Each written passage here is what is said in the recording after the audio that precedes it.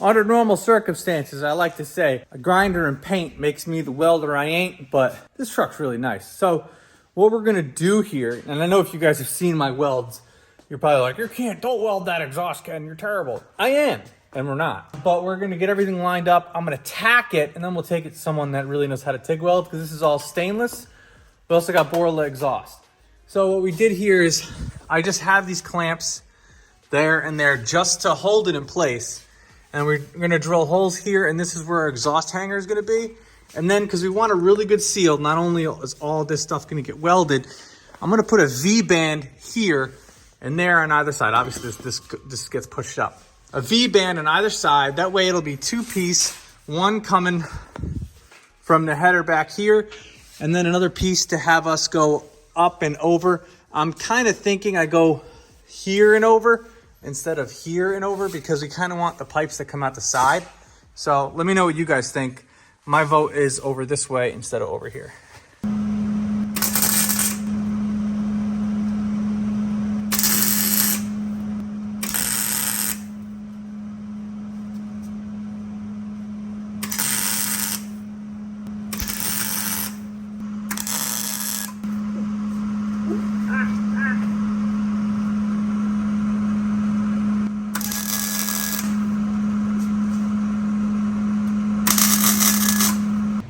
Damn, I mean, tack looks ugly, but we run a little muffler shop over here. A little V-band action, up and over. And we'll get a custom tailie to go out the back there, but what do you think? All right, so I'm gonna go over with you what we ended up getting for this. We went online and got a full stainless steel exhaust kit. That's kind of like one build your own. It came with 4 45s, 4 90-degree bends, 4 straight pipes that were like 4 feet long, as well as 4 U-bends on top of that. So it's a whole big kit, came with all that stuff. I'll show you exactly what we used on this. We're almost done with it, but here's what it looks like. So our headers came with a coupler, this coupler here. From there, I just tack welded some supports there for that to go over. And then before we get to the end, I actually can remove this clamp because I tack welded this to that pipe there. Then we got a BORLA stainless steel muffler on either side. And you can customize these when you order them. You can get them that have a center exit or a side entrance. We went with a side entrance so we can have this away from the drive shaft as much as we can.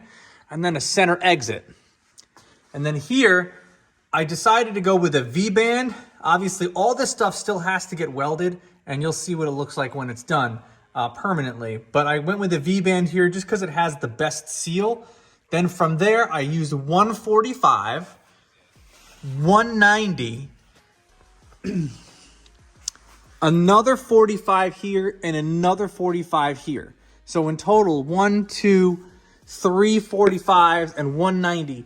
Got the whole thing done. The only downside with it is can't finish the other side because we used all of our 45s here, but it was the easiest way to do it, the smoothest, cleanest way to do it. This is gonna get tacked here, and then my support's gonna be there.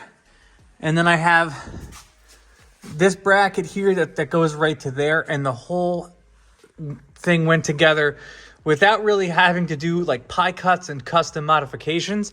That fits underneath it very, very well. It'll lower a little bit, and I can manipulate it if I have to. The other side was a little trickier. We wanted to make sure that this was mounted a little further away from the drive shaft. I think that's enough. It's actually gonna go over about 1/2 inch more once we're done with it.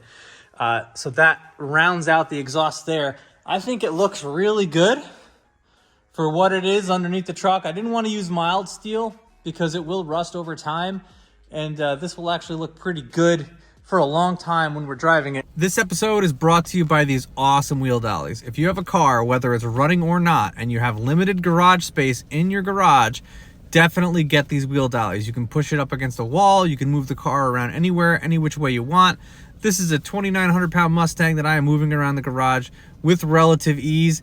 And I'll put a link to this in the description below if you're interested in checking it out. And buying it through those links helps the channel a lot. We really appreciate it. I joke with my dad because I don't think he's ever going to drive it. But if he ever does and it gets caught out in the elements or anything like that or humidity, it'll prevent it from rusting. on my E36 Turbo LS swap. I don't care. I use mild steel. Other people's cars, I'm sure they don't care they use mild steel. We went stainless on this because we want it to hold up over time and look just like the rest of the truck is. So that's what we did. And I just used a MIG welder to kind of tack it up. I'm not even a good MIG welder, so I'm not gonna go out, I'm not gonna booger the snot out of this thing and try to get by with it. We're gonna bring it to our buddies at Eastline Fab. They're gonna fab it up for us and finish it all out. So now that it's all welded up, they did a good job over at Eastline welding it all up. Just to recap, we have this weld here and then they welded that. So we have an exhaust hanger on either side, both sides, and we have our BORLA stainless steel mufflers going into a V-band here, which disconnects this and this, so it's two separate pieces, going up and over the axle and out. So that's what it looks like, all done.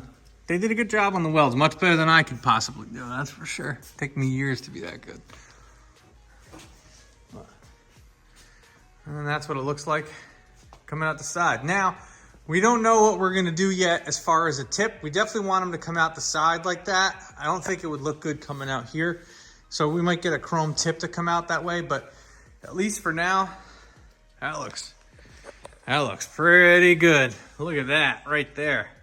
Money shot. So if you're looking to have custom fabrication work like this done, make sure to check out Eastline Fab. They do great work. I'll put their Instagram handle in the description below. They're great. You can reach out to them right there. They'll get back to you if you're in the 518 area. They work on all different types of makes and models, whether it's just general maintenance or a major repair.